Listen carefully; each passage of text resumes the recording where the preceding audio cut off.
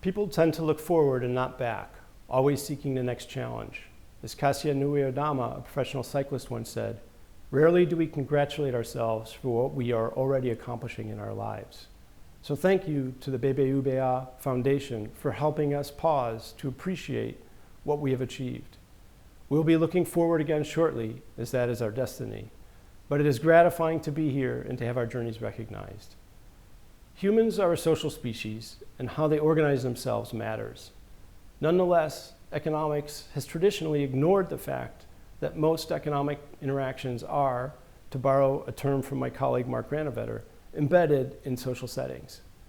What I've had the pleasure of working on for the past 3 decades is the marriage of economic questions and techniques with the realization that network patterns of interaction provide vital insights into human behaviors. This research involves 2 perspectives. One is bringing network structures into the study of economics, while the other is bringing an economic approach to the study of networks. The latter is where my interest in networks began. A fortuitous lunch conversation with Asher Walensky about how to model power led us to take a game theoretic approach to modeling how social and economic networks form. Many networks form via choices. We choose our friends, companies choose their partnerships, and countries choose their allies. Economics has honed tools for studying how people make choices and provides a strong foundation for modeling how networks form. The economic perspective on network formation helps us understand why the networks that people form by self-organizing are often socially suboptimal. For instance, we can see why networks form that are excessively segregated. When people learn something new by branching out in their networks, they can pass that knowledge on to those around them. However, they tend not to pay attention to how expanding and enriching their own networks in turn helps others. Thus, too few bridges form across social divides. The same insight about suboptimal network formation applies in many settings. For example, companies, particularly financial institutions, have incentives to under-diversify their networks and investments as they do not bear the full consequences of the cascading impacts that their failures can have. The reverse perspective, using network structures to better understand economic behaviors, is equally important. A decade after my lunch with Asher, another lunch conversation with Tony Calvo-Armengol set us on a path exploring some of the many ways that social networks influence economic outcomes. We began by examining the economic consequences of the fact that jobs are usually obtained through social contacts, another important fact illuminated by Mark Granovetter. A person whose family and friends are unemployed ends up with poor job prospects themselves, and therefore has low incentives to become educated. These correlations and network spillover effects are empirically large. This perspective explains why inequality is so persistent and why immobility and inequality go hand in hand. It also helps us to see that the redistribution of wealth and income only addresses the symptoms of inequality and not its root causes.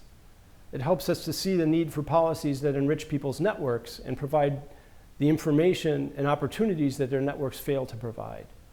Once again, this phenomenon extends to many other settings. Whether poor people participate in beneficial loan programs can be predicted by looking at their positions in their social networks.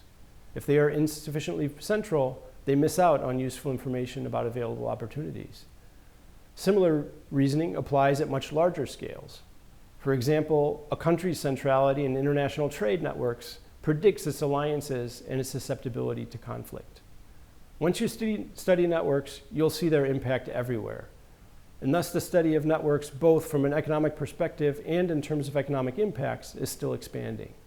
It is wonderful to have the importance of these perspectives recognized by the BBUBA Foundation.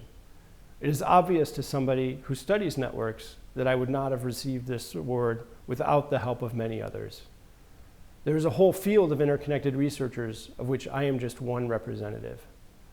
On a personal note, I thank 2 key mentors, Salvador Barbera and Hugo Sonnenschein. Hugo had the confidence in me, spent the time to get to know me, and helped me find my path forward. Salvador helped me find the joy of discovery and has been a lifelong friend.